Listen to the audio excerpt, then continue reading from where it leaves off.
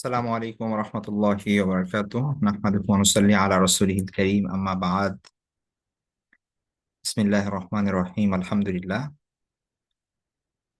আমাদের ফরজাইন কোর্সের আজ 22তম সেশন। আমাদের আজকে খুব ইম্পর্টেন্ট একটা টপিক, সেটি হচ্ছে পোশাকের মূলনীতি সংক্রান্ত।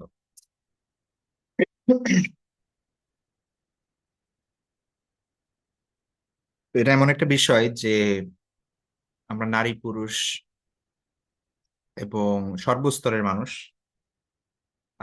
সবার জন্য এটা প্রযোজ্য। আমাদের এখানে অনেক বিষয় গিয়েছে, এমন বিষয় যেগুলো হয়তো একটা বড় শ্রেণীর জন্য প্রযোজ্য বা অন্যদের জন্য প্রযোজ্য না। ঠিক আছে, কিন্তু এটা এমন একটা বিষয় যেটা সবার জন্যই প্রযোজ্য এবং সবারই জানা থাকা উচিত। তো কিছু মূলনীতি যদি আমরা জানি যে ইসলামের দৃষ্টিভঙ্গি আসলে কি পোশাক সংক্রান্ত, তো সেই জিনিসগুলো যদি আমরা মেনটেন করার চেষ্টা করি তাহলে ইনশাআল্লাহ আশা করি আহ সমাজের নানাবিধ ফিতনা ফাসাদ থেকে আমরা দূরে থাকতে পারবো। তো কিছু বিষয় আগে একটু বলে নেই, সেটা হচ্ছে দেখুন, পোশাক এটা যেমনি ভাবে মানুষের একদম মৌলিক চাহিদার সাথে সম্পৃক্ত। আমরা সবাই জানি যে মানুষের যে মৌলিক চাহিদাগুলো ধরা হয় তার মধ্যে খাদ্য, বস্ত্র, বাসস্থান, তারপরে শিক্ষা, চিকিৎসা ইত্যাদি। তো খাদ্যের পরেই বস্ত্রের কথা বলা হয়। ঠিক আছে, তো এইটা খুব ইম্পর্টেন্ট সেকুলার দৃষ্টিভঙ্গি থেকেও, আবার ধর্মীয় দৃষ্টিভঙ্গি থেকেও এটার গুরুত্ব অনেক বেশি। প্রত্যেকটা জাতি কোনো না কোনো পোশাক তারা পরে। এমনকি আপনারা যদি একদম আদিকালের মানুষ, আদিম মানুষদের কথা ভাবেন বা একদম আফ্রিকার জঙ্গলে যারা সভ্যতা থেকে দূরে অবস্থিত তাদের কথা ভাবেন, তারাও কোনো না কোনো ভাবে পশুর চামড়া, গাছের ছাল অথবা পাতা দিয়ে তাদের পোশাকের কাজ চালায়। তো পোশাক শুধুমাত্র যে মানুষ এই কি বলে এটা শৌখিনতার জন্য পরে, ব্যাপারটা এরকম না। একদম তাদের মৌলিক চাহিদার পূরণ থেকে শুরু করে বিভিন্ন প্রয়োজনে মানুষ পোশাক পরে। তো পোশাক এমন একটা জিনিস হয়ে দাঁড়ায় যেটা দেখা যায়, এবং এটা দেখা যায় যেহেতু, সুতরাং এখানে বিভিন্ন ধরনের কালচারে সেটা বিভিন্ন আহ মানে কি বলে, এটা একটা কালচারকে ডিফাইন করে। আপনি একটা আগে একটা পোশাক দেখলেই বোঝা যেত যে এর বাড়ি কোথায়, কোন এলাকার মানুষ। ঠিক আছে, তো সামাজিক বইগুলোতে এই বিষয়গুলো নিয়ে আলোচনা করা হয়। বিভিন্ন আদিবাসী তাদের পোশাক কেমন, তো পোশাক দেখে বোঝা যায় যে এটা এ মারমা নাকি চাকমা নাকি সাঁওতালি না অন্য কোনো প্রজাতি বা অন্য কোনো আদিবাসী, অন্য কোনো শ্রেণী। ঠিক আছে, তো এভাবে ভাগ ছিল, কিন্তু সমস্যা হয়েছে গ্লোবালাইজেশনের যুগে এখন সবাই সবকিছু পরিধান করছে। তো যার কারণে আহ একটা সমাজেই দেখা যাচ্ছে যে পুরো ওয়ার্ল্ড যেহেতু একটা গ্লোবাল ভিলেজ হয়ে গিয়েছে, তো এখন আর এখানে খুব ডিফারেন্সিয়েট করার মতো কিছু থাকে না, মানে এমন একটা অবস্থা হয়ে গিয়েছে। তো যেমন ধরেন বাংলাদেশের প্রকৃত পোশাক কি হিস্ট্রিতে যদি দেখা যায়, তাহলে যেই পোশাক আপনি বের করে নিয়ে আসবেন, সেই পোশাক আসলে ফর্মালি কয়জন পরছি আমরা, মানে অফিস আদালতে বা উঠতে বসতে বাইরে গেলে। ঠিক আছে, আমরা যে পোশাক পরছি সেটাকে আসলে বাঙালির পোশাক কিনা, এগুলো অনেক ইস্যু। তো যাই হোক, যেটা বলতে চাচ্ছি সেটা হচ্ছে এটা সামাজিক, শুধুমাত্র ব্যক্তিগত দৃষ্টিকোণ থেকেই না বা ধর্মীয় দৃষ্টিকোণ থেকেও না, এটার সামাজিক এবং কালচারাল, সাংস্কৃতিক অনেক অনেক ভ্যালু আছে। ঠিক আছে, অনেক অনেক কিছু বোঝায় আর কি। তো এই সময় এসে, যে সময় মূলত আহ চারিদিকে ফ্যাশন, তারপর হচ্ছে ডিজাইন, তারপর হচ্ছে নানাবিধ শৌখিনতার সময় মধ্যে দিয়ে যে আমরা যাচ্ছি, কোন পোশাক আমরা পরবো বা কোনটা পরতে মানে পরবো না, বা কোনটা পরা উচিত কোনটা উচিত না, কোনটা পরা অ্যালাউড কোনটা অ্যালাউড না, নানাবিধ আমাদের মাথায় এই ধরনের চিন্তা থাকে। ঠিক আছে, তো সেই বিষয়গুলো আমরা মুসলিম হিসেবে জানা, একদম ব্যক্তিগত জায়গা থেকে প্র্যাকটিস করার জন্য, নিজেদের পরিবারের বা সন্তানদের, আত্মীয় স্বজনদের আহ পোশাক আশাক চয়েস করার জন্য বা সিলেক্ট করার জন্য আমরা অনেক সময় এই বিষয়ে বিভ্রান্ত হই যে এটা কি জায়েজ হবে কি জায়েজ হবে না, ইত্যাদি ইত্যাদি। তো যেহেতু পোশাক অনেক গুরুত্বপূর্ণ একটা বিষয় এবং ইসলাম এটাকে অনেক ইম্পর্টেন্স দিয়েছে, সুতরাং সেই জায়গা থেকে আমাদের প্রত্যেকেরই জানা উচিত যে এ ব্যাপারে মূল নীতি আসলে কি, বিধিনিষেধ কি, কতটুকু আমি কি করতে পারবো। ঠিক আছে, এটা হচ্ছে একটা জিনিস গেল, মানে যেটা আমি বোঝালাম এতক্ষণ সেটা হচ্ছে পোশাকের গুরুত্ব। দ্বিতীয় যে বিষয়টা ইম্পর্টেন্ট সেটা হচ্ছে টেন্ডেন্সি। দেখেন, আমরা এখানে যারা জয়েন করেছি, আমি আশা করি ব্যক্তিগতভাবে যে আমরা সবাই প্র্যাকটিসিং মুসলিম, অথবা অ্যাটলিস্ট আমরা প্র্যাকটিস করতে চাই আমাদের ব্যক্তিগত জীবনে। ঠিক আছে, তো যার কারণেই আমরা কিছু জানতে চাই এবং সেই জানার লক্ষ্যে আমরা এখানে জয়েন করেছি। তো প্রত্যেকটা বিষয়, সেটা খাবার হোক, পোশাক হোক, আপনার কর্মক্ষেত্র হোক, আবাসস্থল হোক, যে কোনো জায়গায় একটা হচ্ছে বেয়ার মিনিমাম জায়েজ পন্থা অবলম্বন করা, আর একটা হচ্ছে একজন মুমিন হিসেবে আপনার যদি কোনটা উত্তম সেইটা ফলো করা। দুইটা, দুই জিনিস, টোটালি দুই জিনিস। ঠিক আছে, কেউ জাকাতের মাসালা জিজ্ঞেস করেন জাকাত দেওয়ার জন্য, যে মানে সত্যিকার অর্থে তিনি জাকাত দিতে আগ্রহী। ঠিক আছে, তো প্রশ্ন শুনলে বোঝা যায় যে তিনি আসলে জাকাত দিতে চাচ্ছেন এবং প্রকৃত যিনি তার জাকাত আসলে কতটুকু সেটা জানতে চাচ্ছেন। আবার কিছু মানুষ আছে যেগুলো ফাঁক ফোকর দিয়ে কোনোভাবে বাঁচা যায় কিনা এই জন্য জিজ্ঞেস করেন, যে মানে শুরুতেই জিজ্ঞেস করেন আমার তো আসলে এই টাকাটা অতদিন হয় নাই, তারপরে হচ্ছে এরকম ব্যাপারটা। ঠিক আছে, এটা দিয়ে তো এমনি আমি স্বর্ণ ইউজ করি, এটা তো ব্যবহারই করি, এটা দিয়ে তো আসলে আগে থেকে এই ধরনের এক্সকিউজ তারা দেন, যাতে করে মানে কেউ মানে তাকে যেন ফতোয়া দেওয়া হয় যে আপনার জাকাত দিতে হবে না। ঠিক আছে, তো টেন্ডেন্সি আমাদের কেমন তার উপর ভিত্তি করে আমাদের লাইফ স্টাইল আসলে তৈরি হয়। একটু আগে আপনার কথা বলছিলেন, শুনছিলাম যে দেশের বাইরে সেটেল হওয়া বা এই ধরনের যে বিষয়গুলো, ঠিক আছে, বিভিন্ন ধরনের প্রবলেমে মানুষ পড়ে। তো এই পুরোপুরি ডিপেন্ড করছে আসলে আপনি আপনার লাইফে কি চান এবং পারপোজটা আসলে কি, তার উপর ডিপেন্ড করছে সবকিছুই। ঠিক আছে, একজন আমাকে জিজ্ঞেস করলো যে আহ, কি বলে, ইউরোপে বা আমেরিকায় বসবাস করা কি নাজায়েজ? নাজায়েজ না, ওকে, এটা কেউ কেউ ফতোয়া দিবে না যেটা নাজায়েজ। ঠিক আছে, তো এই নাজায়েজ না শুনে এটা জায়েজ আছে শুনে আপনি চলে গেলেন এবং সেখানে, কারণ আপনি চাচ্ছেনই সেখানে থাকতে এবং আপনার উদ্দেশ্যই ভিন্ন। ঠিক আছে, উদ্দেশ্য কি? উদ্দেশ্য হয় ভালো লাইফ স্টাইল। ঠিক আছে, ঢাকা শহরের এই দুর্গন্ধময় বা যানজট যুক্ত বা হচ্ছে বিভিন্ন ধরনের সমস্যা তো আছে আমরা ফেস করি, যেগুলো সবগুলোই হচ্ছে পার্থিব জীবন সংশ্লিষ্ট। আপনার উন্নত জীবনের জন্য, আরো ভালো টাকা ইনকাম করার জন্য, জীবনটাকে আরো সুন্দর করার জন্য এই তো মানুষ বাইরে পাড়ি জমায়, এটাই তো। কিন্তু সেখানে যে প্রবলেম গুলো আপনারা মানে ব্যক্তিগতভাবে ফেস করছেন যারা, তারা তো বুঝতে পারছেন যে শুধু জায়েজের কথা বলে গেলাম, কিন্তু তারপরে আমি যে ইস্যুগুলো ফেস করছি সেইখানে একটা প্রবলেম হয়ে যায়। ধরেন একজন আমেরিকান, সে একজন মুসলিম, একজন আমেরিকান অবশ্যই একজন মুসলিম হতে পারে, কিন্তু ওই সব জায়গায় নানান জায়গায় নানান ক্ষেত্রেই জীবনের বিভিন্ন সময়েই এই প্রসঙ্গ চলে আসে, ইসলাম ভার্সেস আমেরিকা, তখন আপনি কোনটা চুজ করবেন? ঠিক আছে, তখন প্রবলেমে পড়ে যান মানুষগুলো।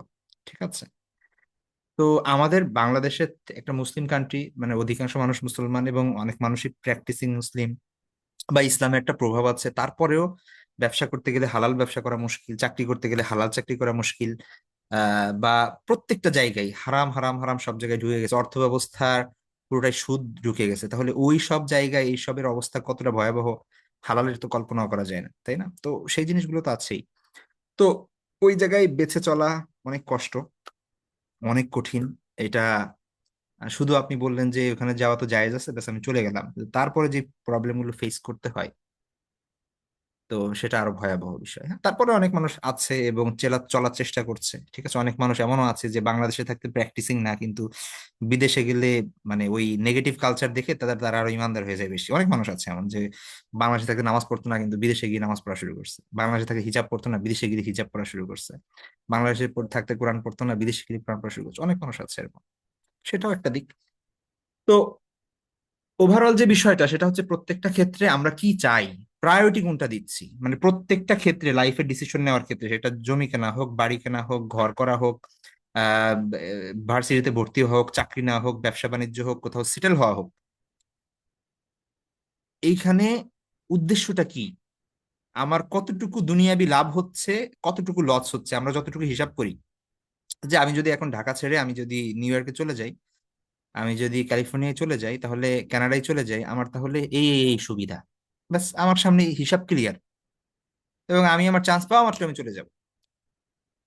এর পাশাপাশি আমরা কয়জন এই চিন্তাটা করি যে আমার তো পরকালীন একটা জীবন আছে, আফটার লাইফ বলে একটা জিনিস আছে।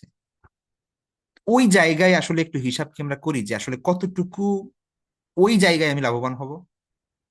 ঠিক আছে, দুনিয়ায় তো ওকে, এটা সব আমরা, এই ব্যবসাটায় দুনিয়ায় লাভ আছে, ব্যাস ব্যবসায় শুরু করে দিলাম। এই চাকরিটায় দুনিয়াবি লাভ আছে, ব্যাস আমি চাকরি শুরু করে দিলাম। কিন্তু এই চাকরিটা এমন ইস্যু আছে যে ইস্যুটা আমার পরকালকে ক্ষতিগ্রস্ত করতে পারে, এখানে রেড ফ্ল্যাগ আছে। তাহলে কি আমি এটা করব কিনা? এই জায়গাটা যতক্ষণ না আমরা না ভাববো, ততক্ষণ পর্যন্ত আমরা প্রকৃত মুমিন না। মানে একদম ক্লিয়ার কাট কথা। ঠিক আছে, এই বিষয়টা সবার আগে আমাদের মাথায় রাখতে হবে। ঠিক আছে, একটা জব আছে, যেই জবটা হচ্ছে ধরেন সেখানে হচ্ছে আপনার কম স্যালারি, কিন্তু পুরোপুরি হচ্ছে হালাল পরিবেশ, এবং আপনি জানেন যে 100% এখানে আপনার ইনকাম হালাল হবে। আরেকটা জব আছে যেখানে ট্রিপল স্যালারি, আগেরটা থেকে ডাবল অথবা ট্রিপল, অনেক বেশি স্যালারি, কিন্তু সেখানে আপনার জব করতে হলে আপনি যদি একজন ছেলে হন তাহলে মেয়েদের সাথে কথা বলতে হবে, মিটিং করতে হবে, যেখানে পর্দা থাকবে না। অথবা সেখানে তাদের কোম্পানির কিছু বিজনেস পলিসি এমন আছে যেগুলো পুরোপুরি ইসলামিক না, সেখানে হারামের সম্ভাবনা আছে। তো আমি যখন জব দুইটার মধ্যে একটা চুজ করছি, তখন আমি কি শুধু এটাই চুজ করছি যে আমার এখানে 30,000 টাকা স্যালারি, ওখানে 90,000 টাকা স্যালারি, ব্যাস আমি ওটাই নিয়ে নিচ্ছি? নাকি আমার এটাও চিন্তা করার আছে যে এখানে আমার পারলৌকিক, আমার দিনের কতটুকু ক্ষতি হচ্ছে, আমার পারলৌকিক ভাবে আমি কতটুকু ক্ষতিগ্রস্ত হচ্ছে, এই বিষয়টাও দেখা উচিত। এই জায়গাটা হচ্ছে একজন মুমিনের সব থেকে বড় চ্যালেঞ্জ এবং সব থেকে বড় বিষয়। আপনার যদি এই জিনিসটা ঠিক থাকে যে আপনি প্রতিটা ক্ষেত্রে দিনটাকে আগে আনছেন, তাহলে আপনি একজন প্র্যাকটিসিং মুসলিম এবং আপনি একজন সত্যিকারের মুসলিম। কতটুকু পারেন ফলো করতে, সেটা পরের সেকেন্ড স্টেপ, ওটা পরে। কিন্তু কনসার্ন, সবার আগে এই কনসার্নটা কি আসছে কিনা সেটা হচ্ছে ইম্পর্টেন্ট। ঠিক আছে, এটা এটা হচ্ছে ইম্পর্টেন্ট। এটা প্রত্যেকটা ক্ষেত্রে, পোশাক আশাকের ক্ষেত্রে এরকম। ঠিক আছে, আপনি দুইটা বোরকা দেখছেন, একটা হচ্ছে বেশ সাদাসিধা, আপনার কিন্তু পর্দা মেনটেন হবে। আর একটা হচ্ছে একটু স্টাইল, তারপরে হচ্ছে রিবন দেওয়া, তারপরে হচ্ছে বিভিন্ন ধরনের কালার, এবং সেটা একটু চাপা খোলামেলা, কিন্তু পরলে খুবই গর্জাস লাগছে। এখন আপনি কি মানে বেয়ার মিনিমাম মনে করলেন যে এটা বোরকাই তো জায়েজই, তো এটা তো মানে কালারফুল বোরকা পরা তো আর হারাম না। ঠিক আছে, ব্যাস ওই চিন্তা করে আপনি নিয়ে নিলেন। কিন্তু প্রায়োরিটিতে আমরা কি দিচ্ছি এখানে, সেটা হচ্ছে ইম্পর্টেন্ট আর কি। হ্যাঁ, মানে প্রত্যেকটা বিষয় আমার কি দুনিয়াটাকে আমরা সামনে রাখছি আগে, আমার ভালো লাগাটাকে সামনে রাখছি, আমার সৌন্দর্য চাকচিক্যটাকে, আমার টাকাটাকে, তারপরে ফেম, ঠিক আছে, এই জিনিসগুলোকে আমি সামনে রাখছি, নাকি আল্লাহ এবং পরকালকে আমি সামনে রাখছি সবার আগে? তো লাইফের প্রত্যেকটা ডিসিশন যদি ওইটাকে সামনে করে রাখা হয় না, তখনই হচ্ছে আপনি বা আমি একজন প্রকৃত মুসলিম, একজন মুমিন হতে পারবো, এর আগে না। ঠিক আছে, তো এটা এটা প্রত্যেকটা ক্ষেত্রে প্রযোজ্য। আমাদের ফিউচার, ফিউচার আমাদের মানে আমাদের বাচ্চাদের ফিউচার নিয়ে চিন্তা করি আমরা, নিজেদের ফিউচার নিয়ে চিন্তা করি, তাই না? এবং লাইফের প্রত্যেকটা বড় বড় ডিসিশন হোক, ছোট ছোট ডিসিশন হোক, প্রত্যেকটা ক্ষেত্রে আপনি চিন্তা হচ্ছে কনসার্ন সবার আগে হচ্ছে পরকাল। ঠিক আছে, ওইটা ঠিক রেখে আপনি দুনিয়ায় যদি ঠিক থাকতে পারবেন থাকবেন, অথবা দুনিয়ায় ক্ষতিগ্রস্ত হবেন হবেন, লাভবান হবেন হবেন, সেটা সব পরে। তো কোনোভাবে যেন আখিরাত ক্ষতিগ্রস্ত না হয়, এই চিন্তা যদি মাথায় থাকে, তাহলে লাইফের অর্ধেক, মানে অর্ধেক না, মানে একদম 80% সমস্যা একদম দূর হয়ে যাবে। সত্যি কথা। ঠিক আছে। কনসার্ন দূর হয়ে যাবে, পেরেশানি দূর হয়ে যাবে। বাকি পথ আল্লাহ সুবহানাহু ওয়া তাআলা সলভ করে দিবেন, কারণ আল্লাহ সুবহানাহু ওয়া তাআলার পথে কেউ যদি চেষ্টা করে, আল্লাহর জন্য এটা মানে ওয়াজিব হয়ে যায় তাকে হেল্প করা। ঠিক আছে, আল্লাহ অবশ্যই তাকে হেল্প করবেন, এটার কোনো সন্দেহ নেই। আর আল্লাহর সাহায্য আসলে কোনো কিছুই আর, কোনো পেরেশানি আর পেরেশানি থাকে না। তো এটা খুব অনেক অনেক মানে অনেক বড় একটা মৌলিক বিষয়। ঠিক আছে, আপনি হয়তোবা 5 ওয়াক্ত নামাজ পড়েন, অভ্যাস হয়ে গেছে, পর্দার বাইরে যাওয়ার সময় বোরকা পড়েন। ঠিক আছে, এটা অভ্যাস, আপনি দাঁড়িয়ে রাখছেন বড়, কিন্তু এই সকল কিছু করার পরেও হইতে পারে যে আপনি দুনিয়াটাকে সবক্ষেত্রে প্রাধান্য দেন, বিশেষ করে ডিসিশন মেকিং। আর ওরকম অনেক মানুষ আছে যারা হারাম ব্যবসা করতেছে, বড় বড় দাড়ি, নামাজের সময় ঠিকই মসজিদে চলে যাচ্ছে। কারণ সে মসজিদে যাওয়া আর দাড়ি রাখা এটা সে ও মানে কি বলে অভ্যাস হয়ে গেছে, এখন সে করে ফেলছে আর কি। ঠিক আছে, কিন্তু প্রকৃত দিনের বুঝটা, ওই টেনশনটা তার মধ্যে ঢুকে নাই, নাহলে সে কখনো হারাম ব্যবসা করতে পারতো না, হারাম ইনকাম করতে পারতো না, অসম্ভব ছিল এটা তার কাছে। আমরা অনেকে ইস্তেখারার দোয়া পারি, তাই না? ইস্তেখারার দোয়া করি, এই যে দেখেন বড় বড় ডিসিশনের ক্ষেত্রে, বিবাহ শাদী, তারপরে হচ্ছে ধরেন এরকম বড় ডিসিশন, আপনি যখন বাড়ি কিনতে যাচ্ছেন বা সেটেল হতে যাচ্ছেন কোথাও, এই বড় বড় ডিসিশনের ক্ষেত্রে নিয়ম হচ্ছে ইস্তেখারা করা। ইস্তেখারা মানে আল্লাহর কাছে পরামর্শ করা, আল্লাহর সাথে। তো সেই জায়গায় আমরা কি আছে দোয়ার মধ্যে, আমরা যদি একটু দেখি দোয়াটা, সেখানে আছে কি, যে ওইখানে দোয়ায় আছে যে হে আল্লাহ, আমার এই কাজটা, এই ডিসিশনটা যদি আমার দুনিয়া এবং আখেরাতের যদি আমার জন্য কল্যাণকর হয়, তাহলে এটা আমার জন্য আমার জন্য ই করে দেন, ঠিক করে দেন।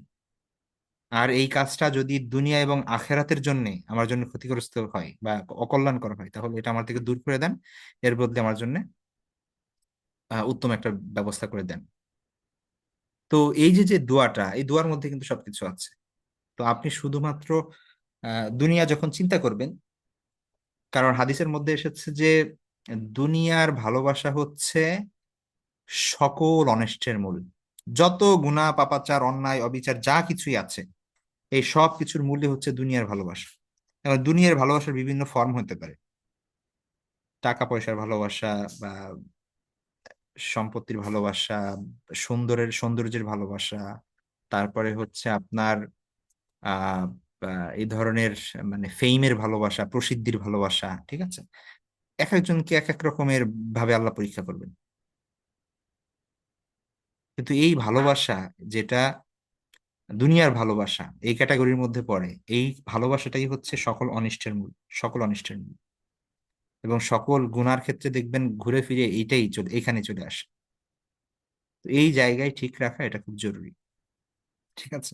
তো আমাদের মেইন পয়েন্টে আসি, সেটা হচ্ছে আমরা পোশাক সংক্রান্ত যে বিষয়গুলো আমরা আজকে জানবো। ঠিক আছে। তো কিছু নীতিমালা, এই নীতিমালা মূলত দেখেন, আমি আবারও বলছি, পোশাকের মধ্যে আমরা এই যে সামারিক ইংরেজি কোর্স করছেন যারা, তারা আপনারা জানেন যে আল্লাহ রাসূল সাল্লাল্লাহু আলাইহি ওয়াসাল্লামের পোশাক নিয়ে আমরা পড়েছি অলরেডি। সেই সময় পোশাক বলতে কি ছিল, যত দিন যাচ্ছে তত মানে মানুষের পোশাকের কোয়ালিটি এবং পোশাকের ধরন তত বৃদ্ধি পাচ্ছে, প্রকার তত বৃদ্ধি পাচ্ছে। আগে তো এত কিছু ছিল না। আমাদের বাংলাদেশে যে চিন্তা করি যে 50 বছর আগে কি কি পোশাক ছিল, নারীদের কয়টা পোশাক ছিল আর পুরুষদের কি কি পোশাক ছিল, মানে হাতে গোনা যাবে যে এই কয়টা নারীদের পোশাক ছিল এই। ঠিক আছে, আর পুরুষদের পোশাক ছিল এই। আর এখন যদি হিসাব করেন যে নারীদের কত ধরনের পোশাক আছে, তাহলে লিস্ট অনেক লম্বা হয়ে যাবে। দিন যত যাবে এটা তো লম্বা হতে যাবে, এটা কিছু করার নেই। আল্লাহ রাসূল সাল্লাল্লাহু আলাইহি ওয়াসাল্লামের সময় সেইখানে যে পোশাকের ফ্যাক্টরি ছিল, ব্যাপারটা এরকম না। পোশাক সে সময় বাইরে থেকে আমদানি করা হতো, হয় ইয়ামান থেকে আসতো অথবা সিরিয়া থেকে আসতো। এবং সেই সময়ের সব পোশাক সাধারণত মানে কোয়ালিটি ছিল একরকমই, মানে একরকমই দেখতে। ঠিক আছে, এটা খুব বেশি ডিজাইন, খুব বেশি আলাদা আলাদা নাম এরকম ছিল না। তো ওইটা হচ্ছে ওই সময়ের কথা। আমরা এমন একটা সময় বাস করছি যে সময়ে পোশাকের ছড়াছড়ি এবং বিভিন্ন প্রকার, বিভিন্ন ক্যাটাগরি, বিভিন্ন নাম, ঠিক আছে, বিভিন্ন স্টাইল ফ্যাশন চারিদিকে। এখন এই জন্য আমাদের কাছে এটা অনেক কঠিন যে আমরা আসলে কি করব। আমরা যদি কিনতে যাই, আমার দেখা যাচ্ছে যে পোশাক ফ্যাশন হতে হতে এমন একটা অবস্থায় এসে পৌঁছেছে, আমরা মানে আপনি থ্রি পিস কিনতে যাবেন, সেখানে দেখবেন যে মানে হাতা, ফুল হাতাগুলো এত শর্ট যে আপনার কবজির আরো বেশ আগে পর্যন্ত এটা শেষ হয়ে গেছে। মানে আপনি এটা কিভাবে পরবেন? ঠিক আছে। তারপরে হচ্ছে আহ, মেয়েদের প্যান্ট গুলো এখন এত শর্ট করছে যে তার টাকনুর উপরে সেটা শেষ হয়ে যাচ্ছে, অথবা এটা খুব চাপা। তো আপনি চাইলেও দেখা যাচ্ছে যে কি করতে পারছেন না, মানে হালাল ভাবে চলতে পারছেন না, এমন সিচুয়েশনের মধ্যে চলে যাচ্ছেন। ঠিক আছে। তো নিজেদের উপায় খুঁজে বের করতে হবে যে কিভাবে আমরা ভালো থাকতে পারি বা হালাল পন্থায় থাকতে পারি, নিজেদের জীবন সেভাবে পরিচালনা করতে পারি। তো এই জন্য পোশাক সংক্রান্ত কিছু মৌলিক নীতিমালা আমাদের জানা থাকতে হবে। ঠিক আছে। তো কেউ যদি চান যে আমি এর থেকে আরো ভালো কি করব, মানে একটা একটা মেয়ার বেয়ার মিনিমাম যে স্টেজ, সেটা হচ্ছে আমি বলে দিব যে মূলনীতি হচ্ছে এই। এরপরে আপনি এর থেকে ভালো, এর থেকে ভালো, এর থেকে ভালো তো আসলে শেষ নাই কোনো। ঠিক আছে। একজন মানুষ, ধরেন সে কি বলে, তার একদম খুব শর্ট ড্রেস পরে সে চলাচল করে, তো তার থেকে তো ভালো হচ্ছে যে যে তার থেকে আর একটু বেটার পোশাক পরছে, বা একটু ঢোলা, একটু আহ মোটা কাপড় পরিধান করছে, তাই না? তার থেকে ভালো যে হচ্ছে কি পরছে, হিজাব পরছে। তার থেকে ভালো যে হচ্ছে নেকাব পরছে। তো এটার তো শেষ নাই, এটা এটা চলতে থাকবে। এটা প্রত্যেকে, আমরা যদি এমন অবস্থায় থাকি যে আমি হিজাব ভালো করে মেনটেন করি না, তাহলে করতে হবে। যারা শুধুমাত্র হিজাব পরেন, নিকাব পরেন না বা বোরকা পরেন না, তাদের চেষ্টা করতে হবে আর একটু উপরে লেভেলে যাওয়ার। ঠিক আছে। যারা এটার উপরের কোনো শেষ নাই, আপনার তাকওয়ার লেভেল যত যার বেশি থাকবে, তিনি তত ভালোটা ফলো করবেন, উপরেরটা ফলো করবেন। আল্লাহ রাসূল সাল্লাল্লাহু আলাইহি ওয়াসাল্লামের ওয়াইফদের জন্য আমরা জানি যে অন্যদের থেকে আরো বেশি তাদের জন্য কড়াকড়ি ছিল, কারণ তাদের মর্যাদাও বেশি। তো পর্দার লেভেলটা মূলত মর্যাদার সাথে সম্পৃক্ত, আপনার অবস্থানের সাথে সম্পৃক্ত। আপনার হয়তোবা জেনে থাকবেন যে মহিলাদের, সাধারণ মহিলাদের যে পর্দার রুল, এর থেকে অনেক ছাড় ছিল হচ্ছে যারা দাসী ছিল, মানে দাস দাসীদের মধ্যে যেসব মহিলা ছিল। ঠিক আছে, কারণ তাদের সামাজিকভাবে তাদের স্তর নিম্ন ছিল, এবং তাদের পর্দার বিধানের শিথিলতা ছিল। ঠিক আছে। আর যারা অভিজাত শ্রেণী এবং ভালো সম্ভ্রান্ত এবং মর্যাদাপূর্ণ ঘরের মহিলারা ছিল, তারা পূর্ণ পর্দা করতেন। আল্লাহ রাসূল সাল্লাল্লাহু আলাইহি ওয়াসাল্লামের ওয়াইফরা তো আরো বেশি তাদের জন্য স্ট্রিক্ট ছিল বিষয়টা, কারণ তাদের মর্যাদাও ওই বেশি। তো আমরা যদি মনে করি যে আমাদের মর্যাদা অনেক বেশি হবে, তাহলে সেটা অবশ্যই পর্দার সাথে সম্পৃক্ত, এটার ক্যাটাগরির সাথে সম্পৃক্ত। ঠিক আছে। ওটা আলাদা ব্যাপার। আমি এখানে কিছু মূলনীতি বলবো, যে মূলনীতিগুলো হচ্ছে বেয়ার মিনিমাম, মানে এটা এই লেভেল ক্রস করলে হারাম হয়ে যাবে। আচ্ছা, কিছু প্রথম নীতিমালা হচ্ছে যে পোশাক এত আঁটসাঁট এবং ছোট মাপের হতে পারবে না যে শরীর পরলে শরীরের সাথে লেপ্টে থাকে, বা আহ দৈহিক গঠন ও বিভিন্ন অঙ্গ প্রত্যঙ্গ ফুটে ওঠে। ঠিক আছে। তার মানে দুইটা জিনিস, একটা হচ্ছে লম্বা হতে হবে, একটা হচ্ছে লম্বা হতে হবে যে আপনার সতর যেন ঢাকে। ঠিক আছে। এখন মহিলাদের সতর কতটুকু? মহিলাদের সতর পুরো শরীর। ঠিক আছে, মহিলাদের সতর পুরো শরীর।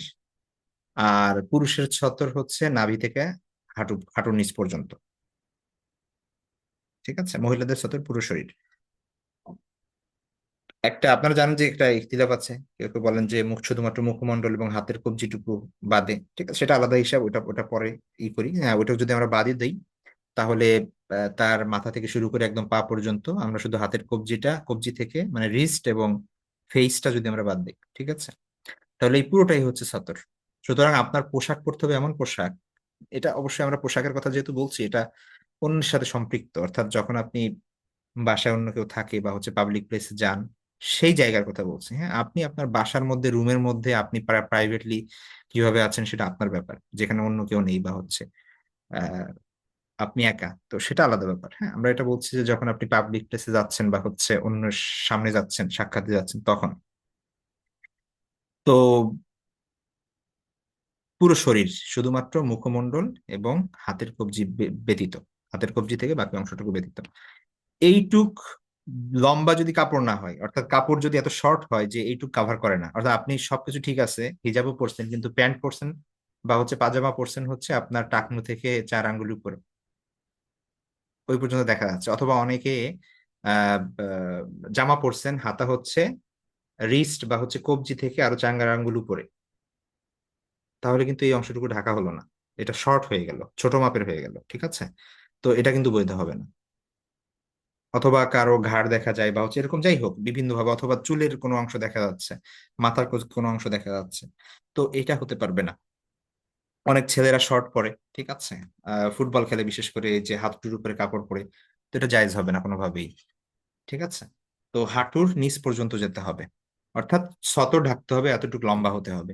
আচ্ছা, লম্বার পাশাপাশি আরেকটা জিনিস বলা হয়েছে যে লম্বা ঠিক আছে, আপনি ফুল ড্রেস পরেছেন কিন্তু প্যান্ট পরেছেন এত চাপা যে আপনার শরীরের সাথে লেগে আছে, একদম বডি হাগিং, তাহলে কিন্তু এটা হবে না। এটা এত ঢিল হতে হবে যে আপনার শরীরের সাথে লেপ্টে থাকবে না এবং আপনার শরীরের গঠন বোঝা যাবে না, ঠিক আছে? তো এই দুইটা জিনিস প্রথমে আমরা ক্লিয়ার করে নিই, যে এত লম্বা হতে হবে, দীর্ঘ হতে হবে, যে পুরো শরীর কাভার করবে, এবং এত আঁটো সাঁটো হতে পারবে না যে আপনার শরীরের সাথে লিপ্টে থাকবে। ব্যাস। এখন আপনারা অনেকে জিজ্ঞেস করেন জিন্স পরতে পারবে কিনা, প্যান্ট পরতে পারবে কিনা। এগুলো ডিপেন্ড করতেছে যে আপনি এই যে মানে যেই মূলনীতিগুলো আমরা বলবো বা বলছি এখন সেগুলোর সাথে যায় কিনা। এখানে আপনি প্যান্ট বলেন, ট্রাউজার বলেন, যা ইচ্ছে তাই বলেন, এই মূলনীতিগুলো মেনে চললে সমস্যা নেই, ঠিক আছে? তাহলে দুইটা জিনিস এখানে পেলাম, একটা হচ্ছে পোশাক দীর্ঘ হতে হবে যে সতর ঢাকবে, এবং এত আটসাট হতে পারবে না, এত চাপা হতে পারবে না যে শরীরের সাথে লেপ্টে থাকবে। আচ্ছা, এখন আপনার এই দুইটা যদি ঠিক থাকে, ধরেন পোশাক লম্বাও আবার ঢিলা ঢালা, কিন্তু পোশাকটা হচ্ছে এত পাতলা ট্রান্সপারেন্ট যে আপনি শরীরের ভেতর দেখা যাচ্ছে, ভেতরের দেখা যাচ্ছে, তাহলে হবে না। অর্থাৎ পোশাক এত পাতলা বা মিহি হতে পারবে না, এত সি থ্রু বা ট্রান্সপারেন্ট হতে পারবে না। এটা it has to be thick enough. এটা আপনার কি করতে হবে, এটা এতটুকু মোটা থাকতে হবে বা কাপড়টা এমন থাকতে হবে যে ভেতরের কিছু দেখা যাচ্ছে না, ঠিক আছে?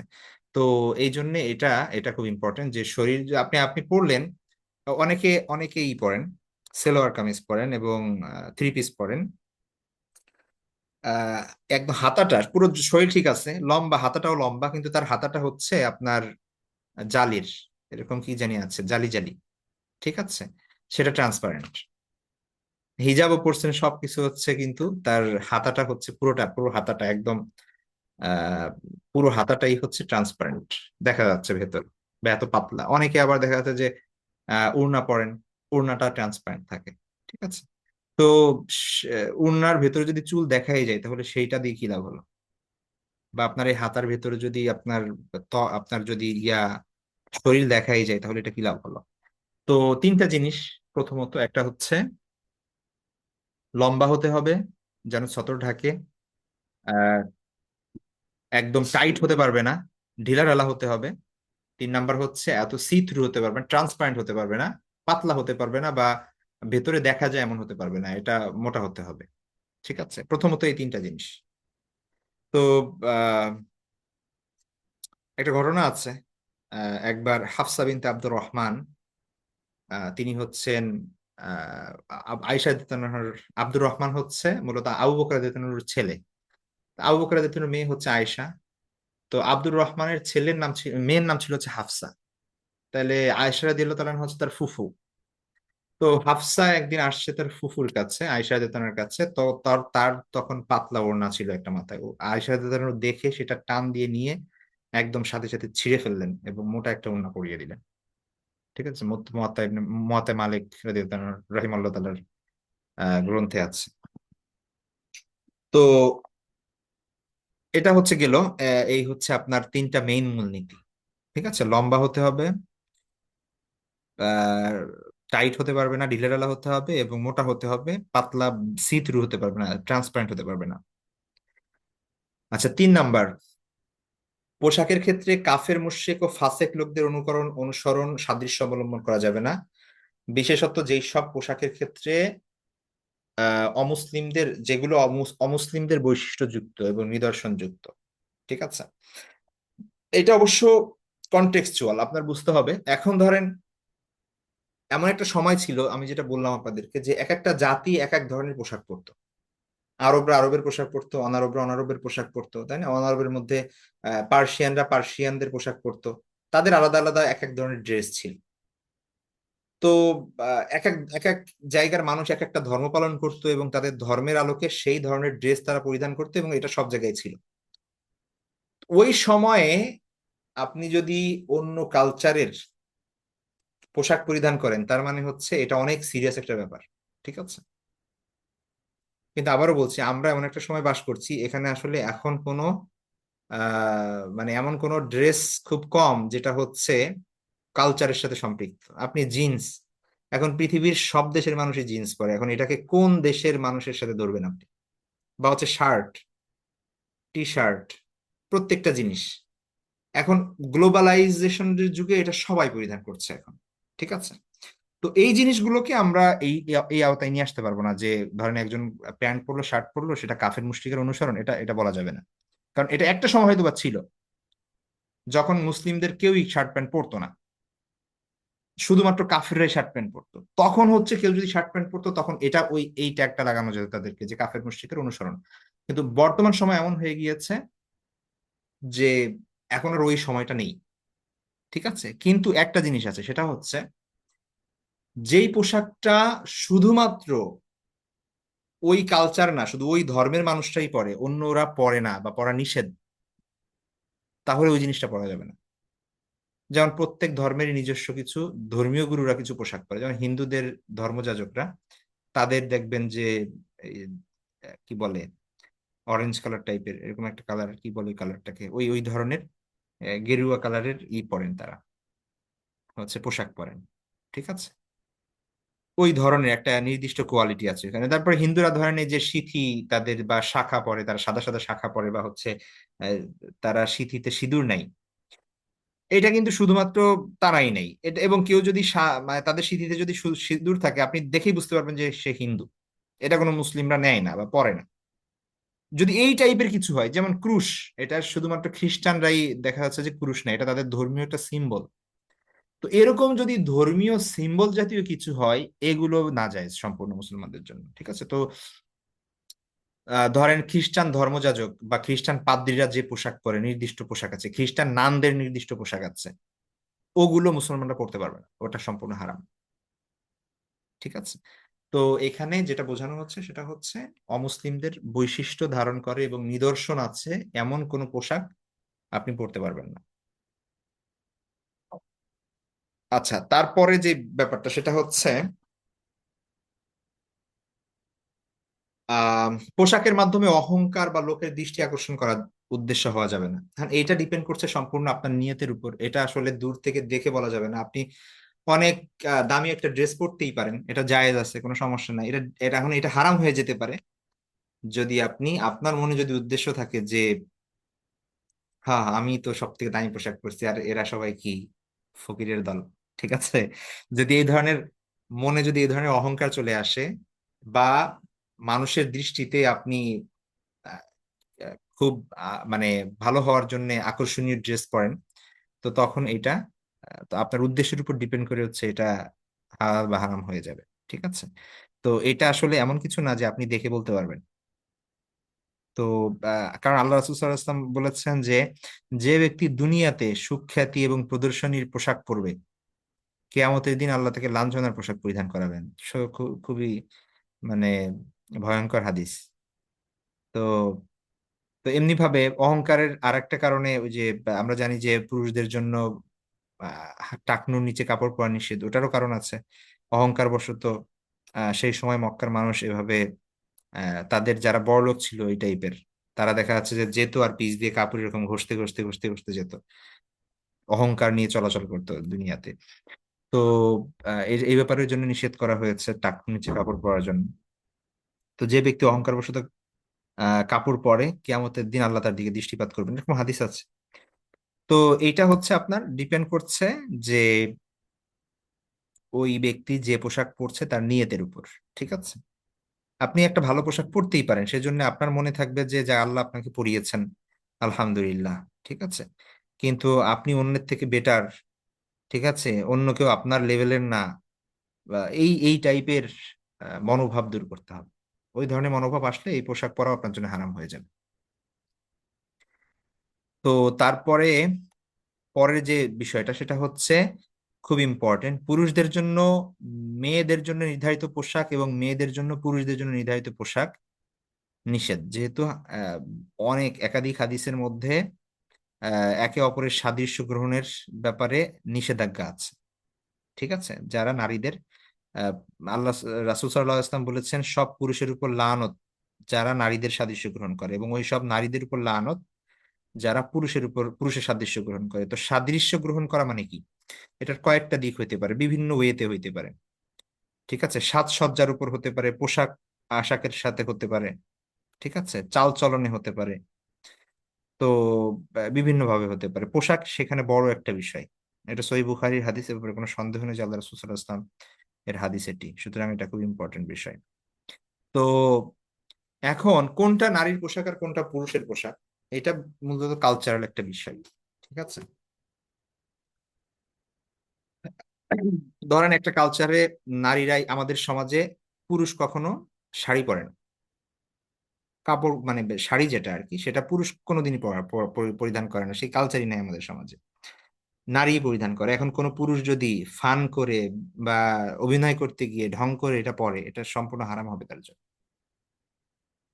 ঠিক আছে, তো এরকম ভাবে যে এই পোশাকগুলো পুরুষের জন্য নির্ধারিত, সেরকম আমরা আমাদের সমাজে এখনো সেই যে ডিফারেন্স গুলো আছে। যেমন থ্রি পিস, সালোয়ার কামিজ, তারপরে হচ্ছে আপনার শাড়ি, এই জিনিসগুলো হচ্ছে আপনার মহিলারা পরে, আবার পুরুষদের আলাদা পোশাক আছে। তো বা আমাদের সমাজে এখন একটা মেয়ে যদি আহ কি বলে শার্ট এবং জিন্স পরে, তাহলে এটা তার জন্য পুরুষের পোশাক হয়ে যাবে। ঠিক আছে, এই এই পোশাক তার জন্য জায়েজ হবে না। তো এই সাদৃশ্য গ্রহণ এখন আহ মানে কি বলে, আমরা মিডিয়ার কারণে ইনফ্লুয়েন্স, মানে মিডিয়ার কারণে ইনফ্লুয়েন্সড হয়ে পারিপার্শ্বিকতার কারণে আমরা এমন একটা সিচুয়েশনে আছি যে খারাপটাকে আর ভালো মনে হয় না আমাদের, মানে খারাপটাকে আর খারাপ মনে হয় না। ঠিক আছে, তো এত বেশি এখন এই জিনিসগুলো হচ্ছে, যেমন মহিলারা এত বেশি এখন দেখা যাচ্ছে যে জিন্স পরছে, শার্ট পরছে, তারপরে গেঞ্জি পরছে। তো যার কারণে এটা মনেই হয় না যে এটা খারাপ কিছু। কিন্তু ওইটার জন্য তো আর আল্লাহর শরীয়ত চেঞ্জ হয়ে যাবে না, বা ইসলামের বিধান চেঞ্জ হয়ে যাবে না, বিধান তো তার জায়গায় থাকবে। তো এই সাদৃশ্য গ্রহণ করা যাবে না। ঠিক আছে, তো এমনকি মেয়েদের টি শার্ট যদি আমরা নিজেদের ঘরে পরি, বাসায় পরি, রুমে পরি, সেটাও মেলই টি শার্ট হওয়া উচিত। আলাদা কিন্তু টি শার্ট পাওয়া যায়, ওটা দেখলেই বোঝা যায় কালারে বা হচ্ছে গঠনে। ঠিক আছে, তো সেটা যেন পুরুষদের মতো না হয়। তো এই জায়গাগুলো আমরা একটু খেয়াল রাখবো আমাদের সন্তানদের ড্রেস আপ করানোর জন্য। অনেক সময় ছোটবেলা থেকে একদম বাচ্চা 3 বছর, 4 বছর, 5 বছর বয়স, তাদেরকে আমরা জিন্স পরাই, তারপরে এরকম ইটি পরিয়ে আমরা বাইরে নিয়ে যাই, মেয়ে ছেলেদের মতো সাজিয়ে মেয়েদেরকে, আর মনে করি যে বড় হলে তো ঠিক হয়ে যাবে। কিন্তু এই যে যে অভ্যস্ততা আমি করছি, এক তো ভবিষ্যতে তারা ঠিক হয় না, এটা একটা ঝামেলার কারণ হয়। দ্বিতীয় বিষয় হচ্ছে আপনার গুনাহ হবে কিন্তু এতে। ছোট বাচ্চা হলেও তাকে মেয়েলি পোশাকে অভ্যস্ত করাতে হবে আপনার। ঠিক আছে, তো আহ, আর আমার আপনারা যদি একটু খেয়াল করেন তাহলে দেখবেন যে শুধুমাত্র মানে মেয়েদের জন্য যে সকল জিন্স বা হচ্ছে যে সকল প্যান্ট আছে, এগুলোর এগুলো আপনি পাবেন না যেগুলো হচ্ছে ঢিলা ঢালা। ঠিক আছে, এগুলো টাইট করে সেভাবেই তারা ওই ডিজাইন দিয়ে বানায়। সুতরাং ওইটা তো টাইটের কারণে অলরেডি নাজায়েজ। ঠিক আছে, আপনি যদি এটা বলেনও যে এই ধরনের জিন্স হচ্ছে মেয়েদের জিন্স, এটা তো ছেলেদের জিন্স না, এটা তো আলাদা পোশাক, আপনি যদি ওই আর্গুমেন্টে যান, তারপরেও এটা ওই টাইট হওয়ার কারণে এটা নাজায়েজ হয়ে যাবে। ঠিক আছে, তো যাই হোক, তো এখানে এইটা আমাদের খেয়াল রাখতে হবে যে পুরুষদের জন্য মেয়েদের পোশাক, আর নারীদের জন্য পুরুষদের পোশাক পরা নাজায়েজ। তারপর হচ্ছে পোশাক পরিচ্ছদের ক্ষেত্রে অপচয়, অপব্যয়, বিলাসিতা করার জন্য বা শখের বশে প্রয়োজনের অতিরিক্ত করা, মাত্রাতিরিক্ত অতিরিক্ত মূল্য, উচ্চ মূল্যের পোশাক ক্রয় করা নিষেধ। এই জিনিসগুলো আসলে ডিপেন্ড করছে আপনার ইসের উপর। ওই যে যেটা বললাম, এই সকল ক্ষেত্রে তখনই এই বিধানগুলো আপনি মানে পালন করতে আপনি আপনি পারবেন যখন হচ্ছে আপনার প্রায়োরিটি যখন আখিরাত হবে, প্রায়োরিটি যখন আল্লাহকে খুশি করা হবে, দিন পালন করা হবে। কিন্তু আপনার প্রায়োরিটি যদি শুধুমাত্র মানে মাসালা মাসালে ফাঁক ফোকর খোঁজা, যে এটা জায়েজ আছে নাকি, ওটা জায়েজ আছে নাকি, এটা এটা করা যাবে কিনা, ওটা করা যাবে কিনা, চাচ্ছেন যে দুনিয়াটাকে আপনি এনজয় করবেন আর সবকিছু করবেন আর হচ্ছে হালাল ভাবে করবেন, এভাবে খুঁজে খুঁজে নাজায়েজটাকেও হালাল বানাতে চাচ্ছেন আপনি, এরকম টেন্ডেন্সি যদি থাকে তাহলে এই বিধান মানা মুশকিল। ঠিক আছে? তখন আপনার 30,000 টাকা দিয়ে একটা পোশাক কিনবেন, মনে হবে তো এটা তো কম দাম, এটা কি আর অত মূল্য নাকি। তো কিন্তু যখন আপনি আখিরাতের চিন্তা করবেন তখন দেখবেন যে এটা অনেক বেশি মূল্য, এটা অপচয়। ঠিক আছে? তো এই জিনিসটা এখন কার জন্য কোনটা অপচয়, এটা তো ডিপেন্ড করছে আপনার নিজের উপর, সামাজিক স্ট্যাটাসের উপর, আপনার অভ্যস্ততার উপর। এটা আসলে নির্দিষ্ট কোনো না যে আপনি 5,000 টাকার উপরে গেলে হারাম হয়ে যাবে, 5,000 টাকার নিচে আসলে হালাল, এরকম না। এটা ডিপেন্ড করছে যার যার অবস্থানের উপর ভিত্তি করে। ঠিক আছে? তো তার সামর্থ্য এবং সবকিছু মিলিয়ে আর কি। তো এটা ডিপেন্ড করছে আপনার পাশে, আপনি জানেন যে আপনার এক ভাই না খেয়ে আছে, তার ঈদের কোনো পোশাক কিনতে পারে না এসে, আর আপনি 20,000 টাকা 10,000 টাকা খরচ করে আপনি পোশাক কিনলেন। তো এটার জন্য কি আল্লাহ আপনাকে জিজ্ঞেস করবে না? করতেই পারে, তাই না? ব্যাপারটা এরকম আর কি। এটা ডিপেন্ড করছে আপনার পারিপার্শ্বিক অবস্থা, আপনার স্ট্যাটাস, আপনার কত টাকা পয়সা, তার উপর। আপনার নিজের অনেক বাচ্চারা বা হচ্ছে অনেক বড় মানুষ বাবা মাকে প্রেসার করে, এই জামা কিনে দাও, এই ড্রেস কিনে দাও, ইত্যাদি ইত্যাদি। তো এখন তার বাবার যদি ইনকাম না থাকে খুব বেশি, তার সামর্থ্য নাই, এখন সে যদি এখানে বেশি টাকা বা ওই ড্রেস, পার্টিকুলার ড্রেস কেনার জন্য যদি কান্নাকাটি করে, তাহলে এটা তার জন্য হারাম হবে, এটা কোনোভাবে জায়েজ হবে না তো। এটা তো বুঝতে হবে যে তার সামর্থ্য কতটুকু, তাই না? তো এটা ডিপেন্ড করছে, কারোর জন্য 5,000 টাকা দিয়ে ড্রেস কেনা এটাই অনেক উচ্চ মূল্যের, আবার কারো কাছে 15,000 টাকা দিয়ে কিনলে সেটা অত বেশি দাম না। এটা ডিপেন্ড করছে এই বিষয়টা সম্পূর্ণ। তো আমাদের সবসময় খেয়াল রাখতে হবে যে এমন কিছু যেন না হয় যেটা মূলত অপচয় বা অপব্যয় হয়ে যাবে, বিলাসিতা হয়ে যাবে। ঠিক আছে? তো ওইটার জন্য তো আমরা দুনিয়ায় আসি নাই। তারপর আহ গায়ের মাহরাম বা পরপুরুষের সামনে অলংকার ও পোশাকের সৌন্দর্য প্রকাশ করা যাবে না, যাতে তারা সেদিকে আকৃষ্ট হয়। দেখেন, আমরা মানে একদম দিনদার যারা না, তাদের বাইরে আমরা যদি একটু চিন্তা করি, তাহলে দেখতে পাবো যে একটা মেয়ে যখন ঘর থেকে বের হচ্ছে, মানে যারা পর্দা সত্তরটা করছে না আর কি, বা ইসলামের ধার ধারছে না, চিন্তা করেন মানে এর মেইন পারপাস, ড্রেস আপ মেকআপের মেইন উদ্দেশ্য কি থাকে?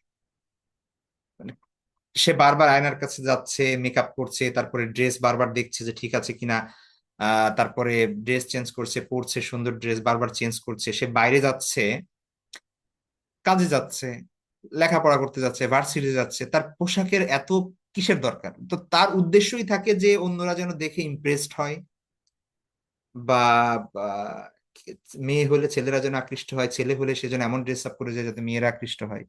স্বাভাবিক এরকমই কিন্তু থাকে।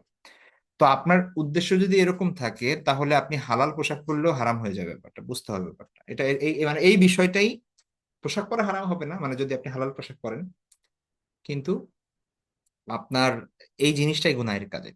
হ্যাঁ, ধরেন আপনি বোরকা যদিও পরেন, কিন্তু আপনি একটা স্পেশাল বোরকা কিনলেন যেটা হচ্ছে একটু কালারফুল, একটু দেখতে খুবই সুন্দর, খুবই দামি মনে হচ্ছে, হ্যাঁ একদম মানে খুব ফ্যাশনের মতো, মানে ফ্যাশনের একটা ড্রেস, বোরকা কিনলেন, এবং আপনার উদ্দেশ্য হচ্ছে আপনি এটা পরলেন, মানুষ আপনাকে দিকে তাকাবে, বা খুব সুন্দর দেখা যাবে আপনাকে, আপনি ভার্সিটিতে যাচ্ছেন বা কাজে যাচ্ছেন, আহ ঠিক আছে, মানুষ আকৃষ্ট হবে আপনার দিকে। তো আপনি যদিও পর্দা করছেন, আপনি যদি কোনো হুজুরকে জিজ্ঞেস করেন বা মুফতিকে জিজ্ঞেস করেন এই পর্দা, এই মানে এই বোরকা কি জায়েজ, হয়তো সে জায়েজও বলে দিবে। কারণ পোশাকে যে কালার থাকলে যে হারাম হয়ে যাবে এটা তো আর কোনো বিধান নেই, তাই না? আমরা তো আর বলতে পারবো না যে এই কয়টা কালার থাকলে পোশাক, বোরকা হারাম হয়ে যাবে, বা এই কয়টা লেস থাকলে বোরকা হারাম হয়ে যাবে, এটা তো আর কোনো নিয়ম নাই, এটা তো ডিপেন্ড করছে পুরোপুরি আপনার উপর। বোরকা যদি ঢিলা ঢালা হয় তাহলে তো সেটা জায়েজ, যদি আপনার শরীরের কোনো কিছু না দেখা যায়। কিন্তু ওখানে যে কালার আছে, ওইখানে যে লেস আছে, ওইটা ওইটা যে কাপড়টা এমন বা হচ্ছে ডিজাইনটা এমন, যেটা দেখলে মানুষ তাকিয়ে থাকবে এবং আপনিও চান যে মানুষ তাকিয়ে থাকুক। এখন ড্রেসটা তো সমস্যা নাই, ওটা তো ড্রেস, ওটা ওটা তো আর হারাম হওয়ার কিছু নাই। এখন আপনার ইন্টেনশনের উপর ভিত্তি করে আপনার ওই পোশাক পরে আপনার গুনাহ হবে, যদি আপনি ওই উদ্দেশ্য নিয়ে পড়েন। ঠিক আছে? তো এইটা এটা খুব ইম্পর্টেন্ট একটা বিষয়, এটা মাথায় রাখবো। তো আমরা যেন কখনোই, পুরুষ হই বা মহিলা, আমরা যেন মানে অন্য কাউকে আকর্ষিত করার জন্য কোনো সৌন্দর্য প্রকাশ না করি, বা কোনো পোশাক আশাক না পরি বা ওরকম। আমরা যেন ওই ওই ওই উপলক্ষ করে যেন আমরা মানে সাজগোজ না করি। ঠিক আছে? এই সাজসজ্জা, পোশাক এর সৌন্দর্য, এগুলো প্রকাশ করা বা অন্যকে আকৃষ্ট করার জন্য পরিধান করা, এগুলো সম্পূর্ণ হারাম। ঠিক আছে? আচ্ছা, তারপরে পুরুষদের জন্য টাকনুর নিচে কাপড় ঝুলিয়ে পরা হারাম, কবিরা গুনাহ। আর আরেকটা জিনিস আছে, পুরুষদের জন্য রেশমি কাপড় পরা নিষেধ, স্বর্ণ পরা নিষেধ, এগুলো তো আছেই। আচ্ছা, তারপরে আরো কিছু বিষয় আছে, যেমন একদম লাল পোশাক পরিধান করা, তারপরে হচ্ছে জাফরান কালারের পোশাক, হলুদ টাইপের যেটা আর কি। তো ওই ধরনের কিছু পোশাক পরিধান করার ক্ষেত্রে নিষেধাজ্ঞা এসেছে। তো ওগুলো ও ধরনের কিছু বিষয় আছে মানে ইসের জন্য, পুরুষদের জন্য। তো এই হচ্ছে বিষয়, এই বিষয়গুলো যদি ঠিক থাকে, আমাদের এই বিষয়গুলো যদি ঠিক থাকে, তাহলে পোশাকের নাম কি, পোশাক কেমন, ওটা দেখার দরকার না। এই পোশাকগুলো যদি ঠিক থাকে তাহলে এটা বেয়ার মিনিমাম জায়েজ। ঠিক আছে? আবারও বলছি, এটা বেয়ার মিনিমাম জায়েজ। এখন আপনি আরো তাকওয়ার পোশাক পরিধান করবেন মানে হচ্ছে আরো বেশ আপনি নিজেকে আরো বেশি আবৃত করবেন, বা আরো বেশি কম চিত্তাকর্ষক, কম আকর্ষণীয় ড্রেস পরবেন। ঠিক আছে? বাইরে যাওয়ার সময়। তো এটা তো মানে বোরকার ক্যাটাগরির ঠিক মানে অভাব নেই, এইটার কোয়ালিটির অভাব নেই, তাই না? তো এটা ডিপেন্ড করছে আপনার উপর, আপনি কি করবেন। তো আমরা যদি এই পর্যন্ত ঠিক থাকে, এই কটা মূলনীতি যদি ঠিক থাকে, তাহলে এটা নাজায়েজ হওয়ার কোনো কারণ নেই আসলে। তো আশা করি এই জিনিসগুলো আপনারা বুঝতে পেরেছেন। আচ্ছা, আচ্ছা, তারপর আর একটা জিনিস এখানে, সেটা হচ্ছে যে নারীদের ঘরের বাইরে যাওয়া। দেখুন, এই যে আমরা দেখছি এখন বিভিন্ন ডিসকাশন, আর্গুমেন্ট, মেয়েদের জন্য চাকরি করা জায়েজ কি জায়েজ না, ইত্যাদি ইত্যাদি বিভিন্ন ধরনের, ঠিক আছে, দলিল আদিল্লা বিভিন্ন ধরনের দেওয়া হয়। তো এটা মূলত একটা পুরোপুরি মডার্ন ফেনোমেনা, আমরা ভালো করে মনে রাখবো এটা। ঠিক আছে? মানে মেয়েরা কাজ করতে যাওয়া, আর একজনের হয়ে কাজ করা, কোনো কোম্পানি হোক, কোনো ব্যক্তির আন্ডারে হোক, কোনো আহ, অন্য কোনো জব হোক, এই জিনিসগুলো তো আগে কিছুই ছিল না। মানে এখন জব সেক্টর মানে কি, কোথায়, সেটা গার্মেন্টস থেকে শুরু করে একদম কর্পোরেট জব বলেন বা গভর্নমেন্ট জব বলেন, এই সব কিছুই, এগুলো সৃষ্টি হয়েছে আস্তে আস্তে আস্তে আস্তে। রাসূল সাল্লাল্লাহু আলাইহি ওয়াসাল্লামের সময়, সেই সময় যদি চিন্তা করি, সেখানে না গার্মেন্টস আছে, না হচ্ছে কোনো ফ্যাক্টরি আছে, না কোনো অফিস আছে, আদালত আছে, কিছুই তো নাই, তাই না? তো সেখানে কাজ করার কোনো প্রসঙ্গই নেই। মানুষের মদিনার মানুষ সে সময় কিছু খেজুরি বাগান টাগানে কৃষি কাজ টাজ করতেন। আর মক্কার মানুষ মেইনলি বকরি টকরি বা হচ্ছে ওই যে গবাদি পশু চড়াতে, আর হচ্ছে ব্যবসা বাণিজ্য ছিল। তো ব্যবসা বাণিজ্যের কথা যদি চিন্তা করি, তাহলে এটা পুরোপুরি পুরুষদের মধ্যেই ছিল। মানে আমরা এমন কোনো ইতিহাসে এমন কোনো রেকর্ড নাই যে কোনো মহিলা তিনি ব্যবসায়িক কারণে সিরিয়ায় সফর করছেন বা হচ্ছে ইয়ামেনে গেছেন। ঠিক আছে? খাদিজা রাদিয়াল্লাহু আনহার কথা বলা হয় যে তিনি ব্যবসায়ী মহিলা, হ্যাঁ তিনি ব্যবসায়ী মহিলা ছিলেন, কিন্তু বাসার বাইরে যান নাই, তিনি বাসার মধ্যেই ছিলেন। অন্য লোক দিয়ে তিনি কাজ করিয়েছেন, তার আন্ডারে পুরুষরা কাজ করেছে। ঠিক আছে? তিনি তার ওখানে চাকরি করতো বা হচ্ছে বিজনেস পার্টনার ছিল, যেমন আল্লাহ রাসূল সাল্লাল্লাহু আলাইহি ওয়াসাল্লাম তার বিজনেস পার্টনার ছিলেন প্রথমে, মুদারাবার ভিত্তিতে তারা বিজনেস করতেন। তার অর্থ আর তার হচ্ছে শ্রম, কিন্তু খাদিজা ধরো নিজে তো বাইরে যান নাই। তো আমরা যদি দেখিও এরকম, তো সেই সময় এটার কোনো নজির নাই। ঠিক আছে? যে বা মদিনার কথা যদি আপনি চিন্তা করেন, একজন মহিলা তিনি খেজুর বাগানে কাজ করছে বা হচ্ছে কৃষি কাজ করছে, সেটার কোনো নজির নাই। তো মহিলাদের কাজ করার হিস্ট্রিতে যদি আমরা দেখি, এটা তাদের স্কোপ হচ্ছে ঘরের মধ্যেই, তাদের মেইন কাজ হচ্ছে ঘর দেখাশোনা এবং এবং বাচ্চাদের লালন পালন, এইটাই। এবং এই কাজটাই যদি কেউ ঠিকমতো করে, বাহিরে কাজ করার সময় কই, তার চান্স কই? যাদের বাচ্চা আছে তারাই জানেন যে বাচ্চাকে যদি আপনি সঠিকভাবে দেখাশোনা করেন, আর যদি আপনার ঘর বাড়ি রান্না বাড়া এই জিনিসগুলো যদি আপনি দেখেন, তাহলে আপনার অন্য টাইম কোথায় জব করার, অসম্ভব সেটা। এখন আপনি যেহেতু জব করবেন, এই কারণে আপনার এখন বেবি সিটার লাগবে, বা আপনার বাচ্চাকে এখন কি করতে হবে, আরেকজনের কাছে দিতে হবে, তাই না? তো এই আসল জিনিস বাদ দিয়ে নকল জিনিসে চলে যাচ্ছে আমরা তাইলে এখন। মানে একজন নারীর মেইন কাজ হচ্ছে তার সন্তানকে যথাযথ প্রতিপালন করা এবং তার হাজবেন্ডের হাউস হোল্ড দেখাশোনা করা। এই জন্য তাকে আরবিতে বলা হয় রব্বাতুল বাইত, ঘরের রানী, শাব্দিক অর্থ আর কি। বা রব মানে তো আমরা জানি প্রতিপালক, শাব্দিক অর্থ তো রব্বা মানে হচ্ছে যে প্রধান আর কি। তো ঘরের প্রধান হচ্ছে মহিলা, ওই ঘর বাড়ির। তো এটা হচ্ছে তার মেইন কাজ। এই কারণে মহিলাদেরকে দাওয়াতের কাজও দেওয়া হয় নাই, ইমামতির কাজও দেওয়া হয় নাই, এগুলো কোনো কিছু দেওয়া হয়নি। মহিলার উপর দিনের দাওয়াত প্রচার করা, তাবলিগ করা, এটা তার দায়িত্ব না। ঠিক আছে? কেউ যদি হালাল ভাবে কি বলে তার স্কোপে থেকে তার দায়িত্ব ঠিকভাবে পালন করে যদি দিনের প্রচার করতে পারে, সে করবে, সেটা আলাদা ব্যাপার। বা কাউকে শিখাতে চাইলে সে শিখাবে, সেটা আলাদা ব্যাপার, সেই জন্য সে সওয়াব পাবে। কিন্তু এটা তার মেইন দায়িত্ব না। এই দায়িত্বগুলো, আর এই জন্য আল্লাহ সুবহানাহু ওয়া তাআলা কোনো মহিলাকে নবী হিসেবে আনেন নাই। কোনো মহিলা, আপনি মানে আপনি কোনো স্কলারে দেখবেন না যে মানে এই ধরনের কোনো প্রমাণ আছে আল্লাহ সুবহানাহু ওয়া তাআলা কোরআনে অনেক নবীর কথা বর্ণনা করেছেন, কোনো মহিলা নবীর কথা নেই। ঠিক আছে? কারণ পুরুষদেরকে এই দায়িত্ব দেওয়া হয়েছে, ঘরের বাইরে যে দায়িত্বগুলো। তো এখন হতে পারে যে একজন মহিলা, তার হাজবেন্ড মারা গেছে, তার সন্তান মানে ছেলে নেই, ভাইরা তার দেখাশোনা করে না, তার বাবা মারা গিয়েছে। এখন এই মহিলার কি হবে? সে কি জব না করলে তো সে মারা যাবে, তার দেখাশোনা করবে কে? এখন এই ধরনের এক্সেপশনাল সিচুয়েশন, সেটার মাসালাও চেঞ্জ হয়ে যাবে, সেটা আলাদা ব্যাপার। তো ওইটারও ইসলামী রাষ্ট্র যদি থাকে বা ইসলামী সমাজ ব্যবস্থা থাকলে এটারও একটা ব্যবস্থা আছে, তাই না? ইসলামী রাষ্ট্র ব্যবস্থা যদি থাকে, আপনি সাহাবাদের সময় চিন্তা করেন, একজন একজন বিধবা মহিলা, তার আরেক জায়গায় বিয়ে হয়ে যাচ্ছে, মানে সে সময় তো একাধিক বিয়ে করতো মানুষ, এবং সেটা তো বৈধ সে সময় ছিল, এখনো বৈধ, সেটা আলাদা ব্যাপার। আমাদের সমাজে এখন যদি একজন মানুষের অর্থবিত্ত আছে, সে যদি একজন সেকেন্ড ওয়াইফ নিতে চায়, যে একজন মানুষ বিধবা, আমি তার দায়িত্ব নিলাম, তাকে বিয়ে করলাম, আবার সমস্যা কি? আমাদের সমাজে এখন এটাকে অনেক সমালোচনার কারণ হয়ে যাবে, কিন্তু ওই সময় তো আর এটা ছিল না। বা ইসলামিক রাষ্ট্র থাকলে এটা তো সমস্যা নাই। তো তার দায়িত্ব কেউ না কেউ নিয়ে নিচ্ছে, অথবা ওইটাও যদি না হয় যে কেউ তাকে বিয়ে করছে না বা তার কোথাও বিয়ে হচ্ছে না, রাষ্ট্র তার ব্যবস্থা নিবে। ঠিক আছে? কিন্তু তার ঘরের বাইরে যেতে হবে এমন কোনো সিচুয়েশন নাই।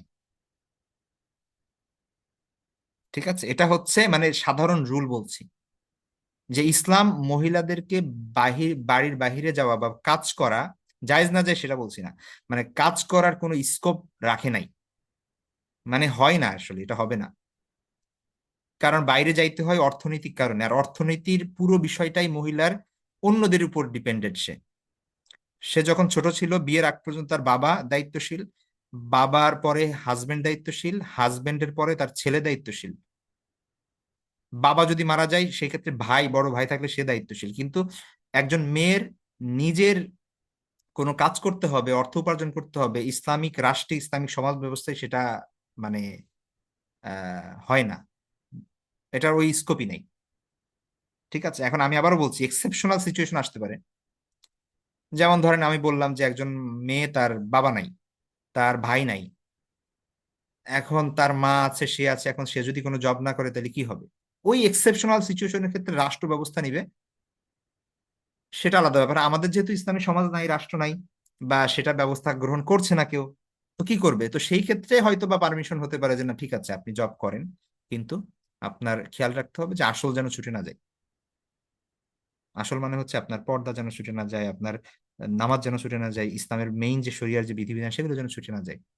আপনি জব করতে গিয়ে আপনি হারাম সম্পর্কে জড়িয়ে গেলেন, বা গুনার মধ্যে জড়িয়ে গেলেন, আপনার আহ, ফরজ তরক হয়ে গেল, তাহলে আর এই যে কি লাভ হলো?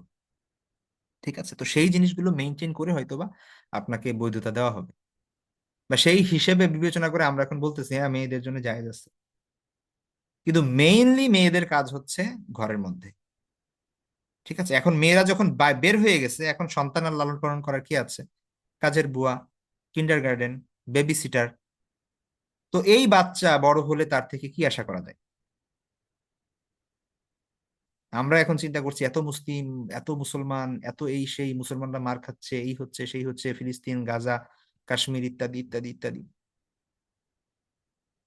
আমরা চিন্তা করছি যে এই সালাউদ্দিন আইয়ুবীর মতো আরেকজন কবে আসবে। সালাউদ্দিন আইয়ুবীর মার হিস্ট্রি জানেন? যে সালাউদ্দিন আইয়ুবী তৈরি হয়েছে, তার মার অবদান কি সেখানে, ছোটবেলা থেকে কিভাবে বড় করেছে তার মা। তো মুসলিম মায়েরা যখন তার সন্তান লালন পালন করা ছেড়ে দিয়েছে, ইসলামের মাধ্যমে লালন পালন করা ছেড়ে দিয়েছে, সেই সময় থেকে তো সালাউদ্দিন আইয়ুবী আর আসবে না। সেই সময় থেকে সালাউদ্দিন আইয়ুবী আসা বন্ধ হয়ে গিয়েছে। তো এইগুলো আসলে এখন আপনি এটা বিভিন্ন ভাবে এগুলো বিশ্লেষণ করতে পারেন, পশ্চিমা চক্রান্ত, মুসলিম নারীদের ব্যারি বের করে, ইত্যাদি ইত্যাদি বিভিন্ন ভাবে, কিন্তু এগুলো আমাদের নিজেদের দায়িত্ব। যার যার দায়িত্ব সে সেভাবে বুঝে নিতে হবে। কারণ আল্লাহ রাসূল সাল্লাল্লাহু আলাইহি ওয়াসাল্লাম বলেছেন, আলা কুল্লুকুম রাইন ওয়া কুল্লুকুম মাসউলুন আন রাইয়াতি। তোমরা প্রত্যেকেই দায়িত্বশীল এবং তোমাদের প্রত্যেকের দায়িত্বের ব্যাপারে তোমরা জিজ্ঞাসিত হবে, প্রত্যেকেই। আপনি অ্যাজ আ ওমেন, একজন মহিলা হিসেবে আপনি দুনিয়ার অনেক কিছু অ্যাচিভ করে ফেলছেন, আপনার বাসা ঠিক নাই, আপনার ঘরের মধ্যে অবস্থা ঠিক নাই, তাহলে আপনি কিছুই করলেন না। কোনো কিছুর কিছু এক পয়সার দাম নাই।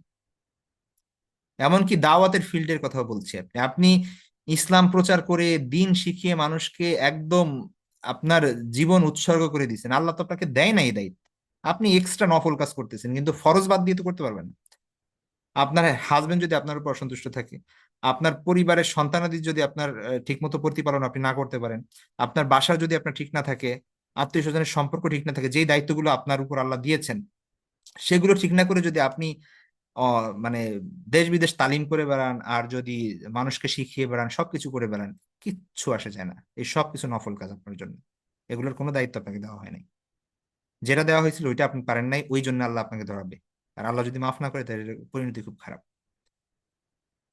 তাহলে দাওয়ার ব্যাপারটা, দিন শেখানোর ব্যাপারটা যদি এই হয়ে থাকে, তাহলে অন্য জব আর অন্য ক্যারিয়ারের কথা আর কি বলবো।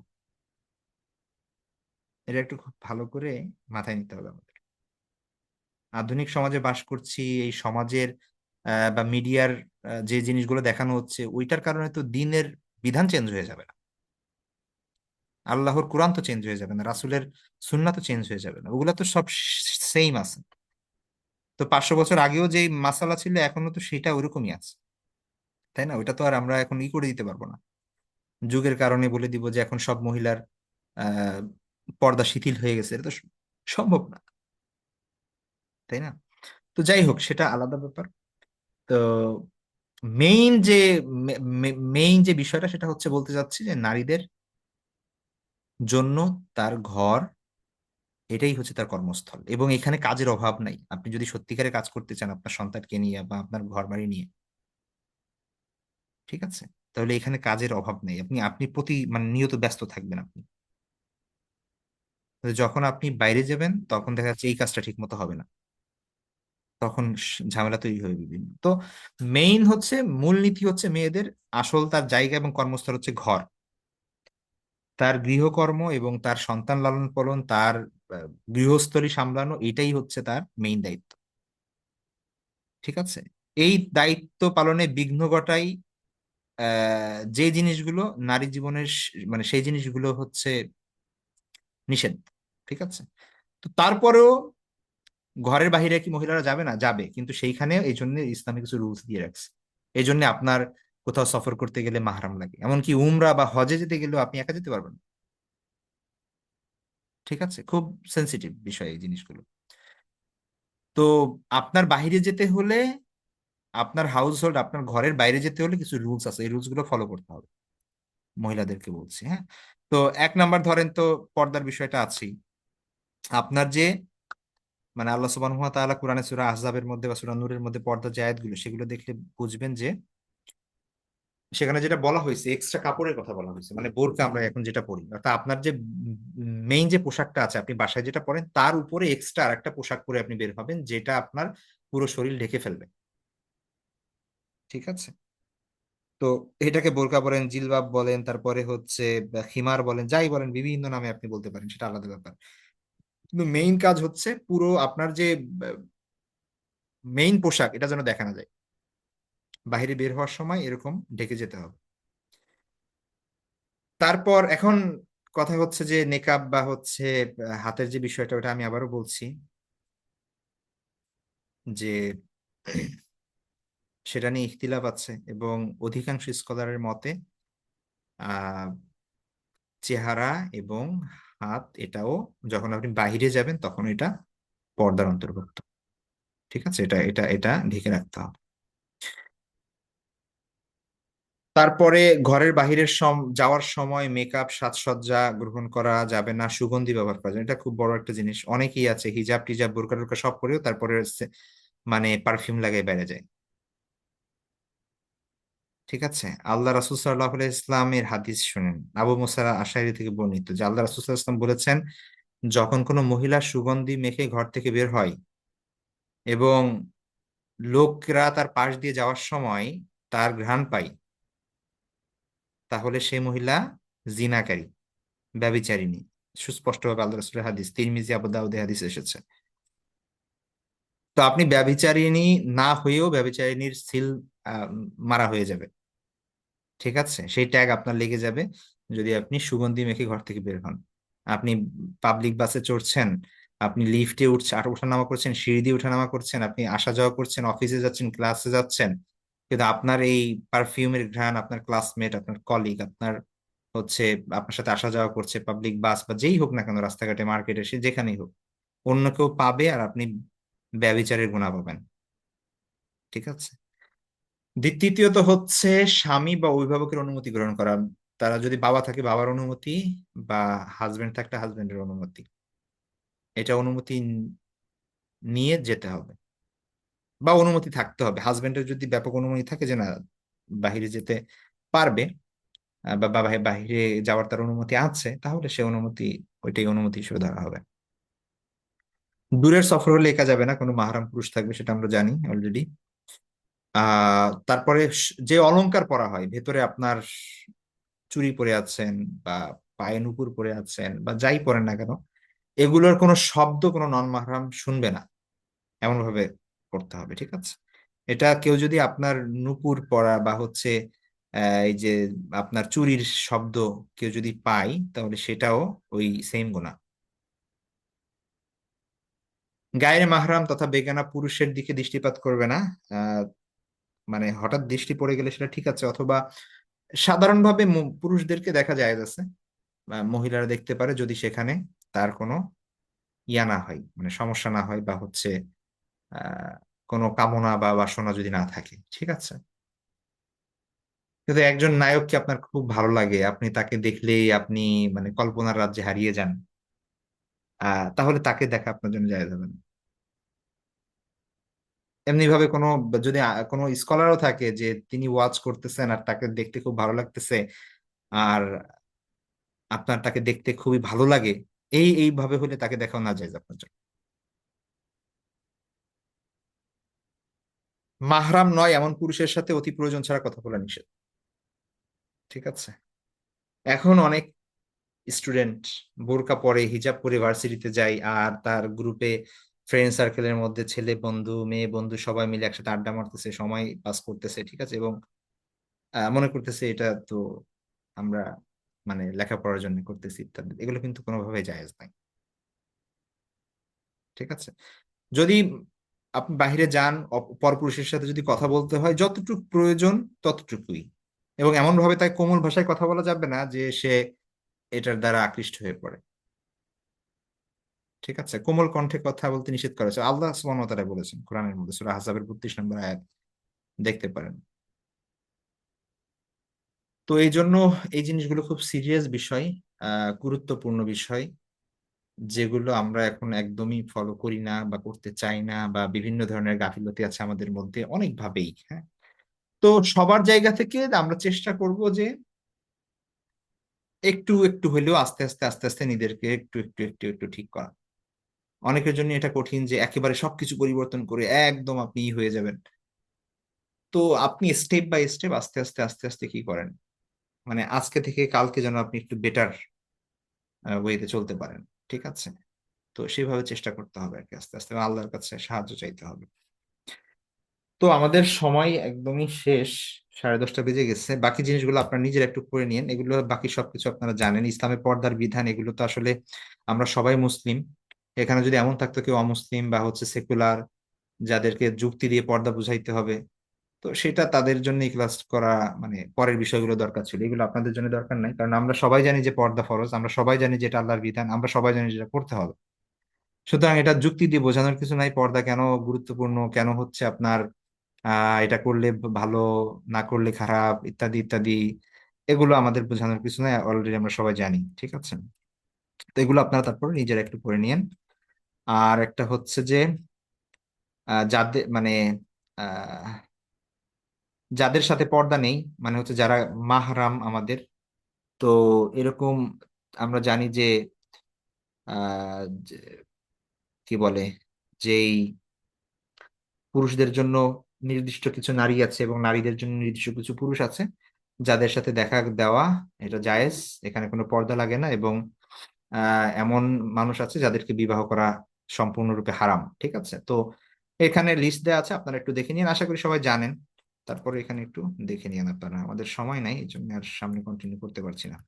তো আজকে পর্যন্তই থাকবে, আপনারা একটু মূলনীতিগুলো দেখবেন, এবং এগুলো খুবই ইম্পর্টেন্ট বিষয়। আমরা যদিও এগুলোর খুব গুরুত্ব দেই না এই সমাজে এসে, কিন্তু আহ এটা খুব গুরুত্বপূর্ণ বিষয়, ঠিক আছে? বিশেষ করে নারীদের জন্য আহ মানে পর্দা ছাড়া তো আর প্র্যাকটিসিং মুসলিম হওয়া সম্ভব না কখনোই, ঠিক আছে? তো এই জন্য এটা খুবই ইম্পর্টেন্ট বিষয়, যার যার জায়গা থেকে আমরা চেষ্টা করব নিজেদেরকে আরো বেটার মুসলিমে রূপান্তর করার জন্য। আমাদের সময় নেই, তারপরে যদি কারো মানে একটা দুইটা কোশ্চেন থাকে, সেটা যেহেতু বলছেন ইসের মধ্যে, চ্যাট বক্সে, তো সেটা আমি অ্যালাউ করছি, দুই একটা কোশ্চেন হয়তো বা নিব। জি। আসসালামু আলাইকুম। ওয়ালাইকুম আসসালাম রহমতুল্লাহ।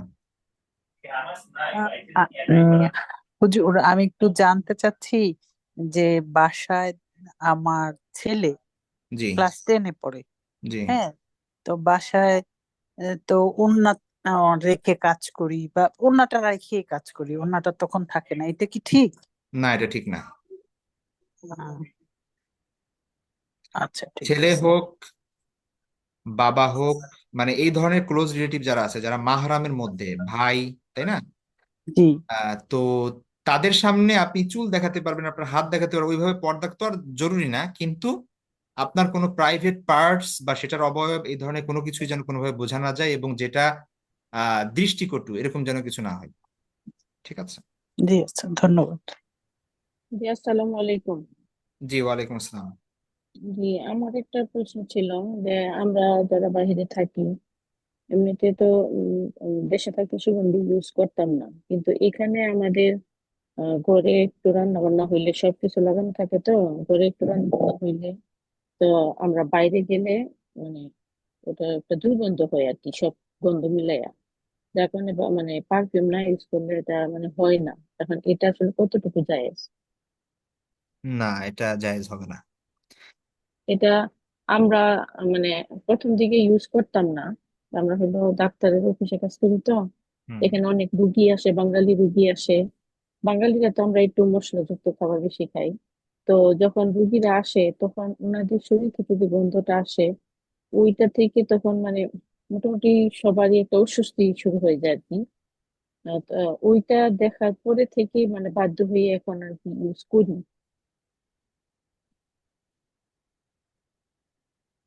ঠিক আছে, দেখা এটা যায় অন্য একটা কোনো যদি একটা উপায় রুগী একটা অবলম্বন রুমে করা যায় বা দিলাম। কিছু, এটা মানে আপনার শরীরে পারফিউম যদি থাকে এবং সেটা যদি অন্য কেউ সেই ঘ্রাণ পায়, এবং আপনি পাবলিক প্লেসে থাকেন, এটা কোনোভাবে জায়েজ হবে না, হ্যাঁ?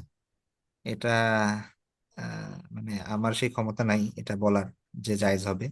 এখন এইখানে আপনি কি করতে পারেন, সেটা আপনার আর একটু উম, চিন্তা করতে হবে, বা আরো ইয়া করতে হবে একটু, যে কিভাবে কি করলে সেটা আপনি এই সমস্যা থেকে মুক্তি পেতে পারেন আর। কিন্তু উম, পারফিউম ইউজ করা সেজন্য জায়েজ হবে না।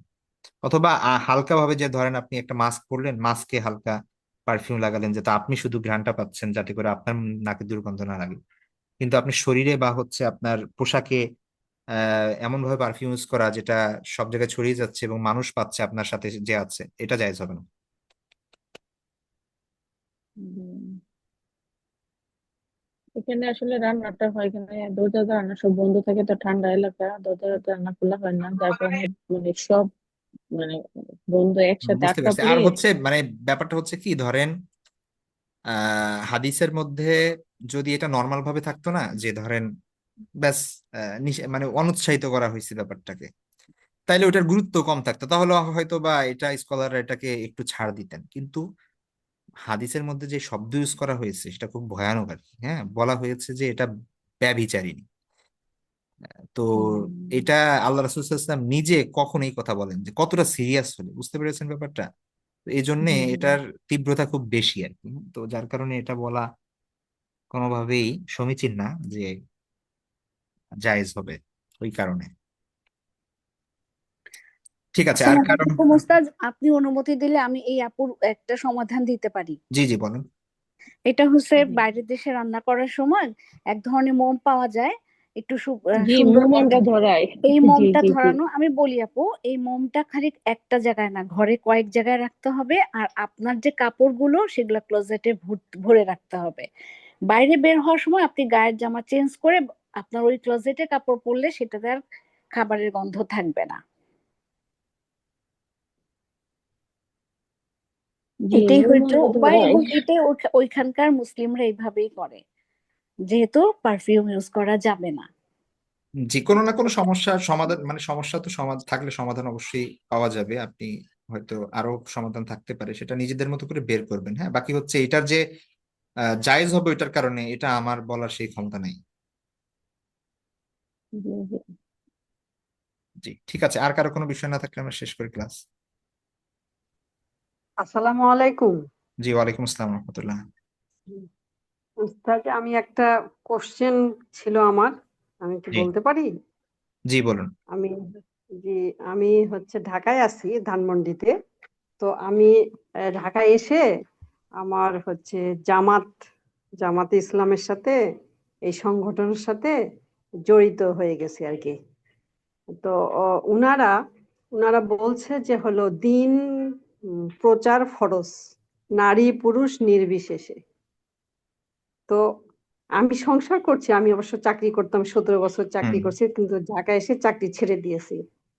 তো এখন আমি দিনের কাজ করছি, অবশ্যই পর্দা মেনটেন করে।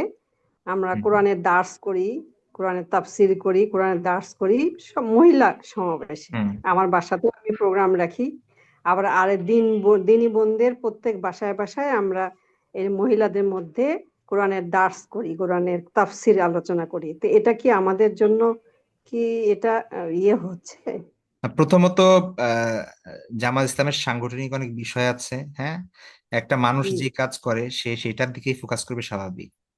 তো জামাত ইসলাম যদি রাজনৈতিক ভাবে কাজ করতে চাই, তাহলে নারীদেরকে তাদের অন্তর্ভুক্ত লাগবে, নারীদের ছাড়া তো আর তারা কাজ করতে পারবে না। জি জি সুতরাং আপনাদেরকে বোঝানোর জন্য তারা অনেকভাবে ব্যাখ্যা করবে, বা ধরেন 50 জন স্কলারের মধ্যে একজন একটা কথা বলছে, ওইটা তাদের সাথে মিলে তারা ওইটাই মত গ্রহণ করবে, এটাই স্বাভাবিক। তো ওইটা আলাদা ব্যাপার।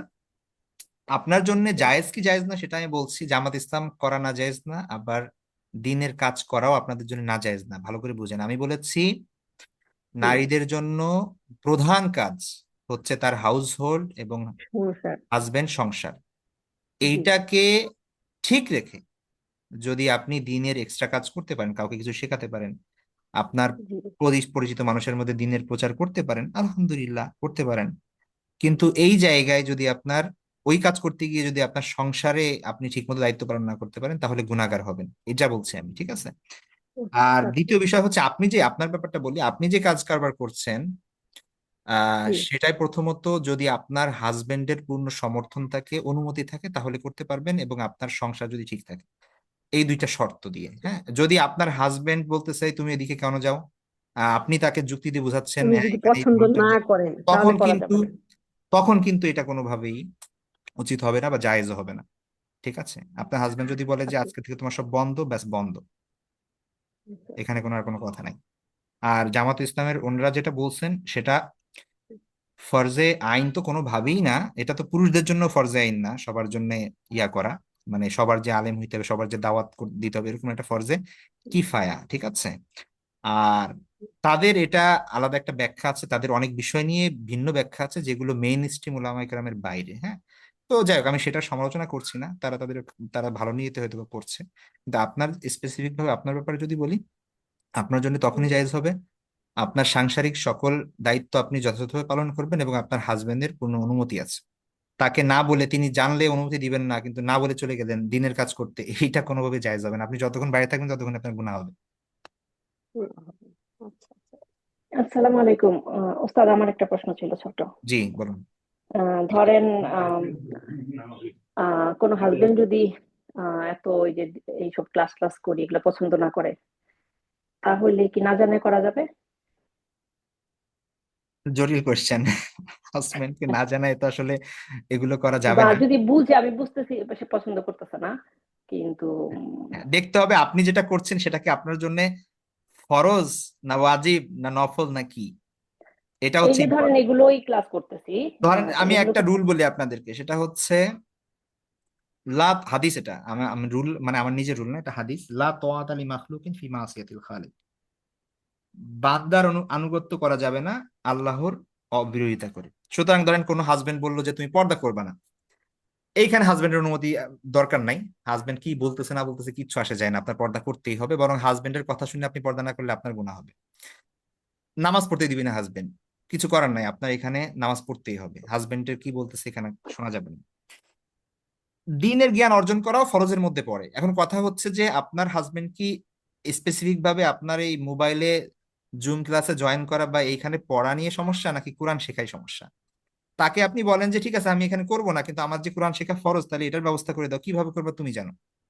সে যদি করে দেয় তাহলে তো দিল, অন্য তার ওয়েতে, সে অন্য আলাদা টিচার রাখুক, সে আলাদা ব্যবস্থা করে দেখ, সে আলাদা অন্য কোথাও দেখ, আপনি তার উপর দায়িত্ব দিয়ে দেন।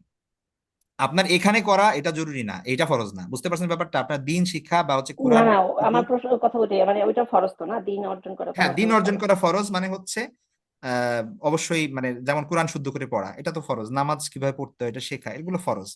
এখন এই জিনিসগুলো এইখানেই শিখতে হবে এটা জরুরি না। এখন আপনার হাজবেন্ডের প্রবলেম কি যে না না, আপনি ওটা বুঝছি আর কি, হ্যাঁ। ওই জিনিসটা, আরেকটা এই প্রশ্ন, জিনিসটা হচ্ছে ইম্পর্টেন্ট। আচ্ছা এটা বুঝছি। আরেকটা প্রশ্ন হলো, ধরেন আমি বাইরে থাকি, তো আরেক সিটিতে এরকম ইয়ে হয় আর কি।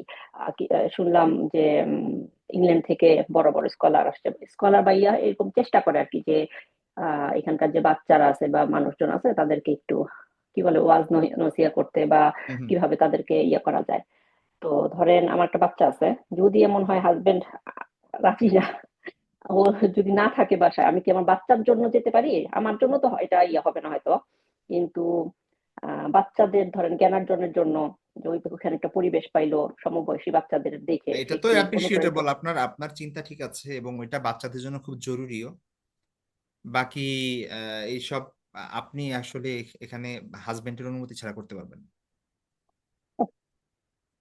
মানে এখন সমস্যা হচ্ছে কি দেখেন, এটাই প্রবলেম। এখন যদি আপনার আমাদের এমন হাজবেন্ড একজন বোন পেয়েছে যে হচ্ছে দিনের কথা বুঝতে চায় না, আবার এমন ভাই এমন একটা বোন পেয়েছে যে দিনের কথা বুঝতে, তখন হচ্ছে প্রবলেম। এই জন্য মানে এই ধরনের প্রবলেম চলতেই থাকে যদি মানে দিন প্রকৃতভাবে মানে বোঝা না যায় আর কি। হ্যাঁ, তো আপনার হাজবেন্ডকে আপনি যত মেহনত সব হাজবেন্ডের উপর করেন আর কি, বুঝেন না, এই দিনের তাকে বোঝানোর চেষ্টা করেন। তিনি লাইনে এসে গেলে তার কোনো ই নাই, দোয়া করে দেখেন আল্লাহর কাছে, তাকে বোঝানোর আচ্ছা, চেষ্টা করেন।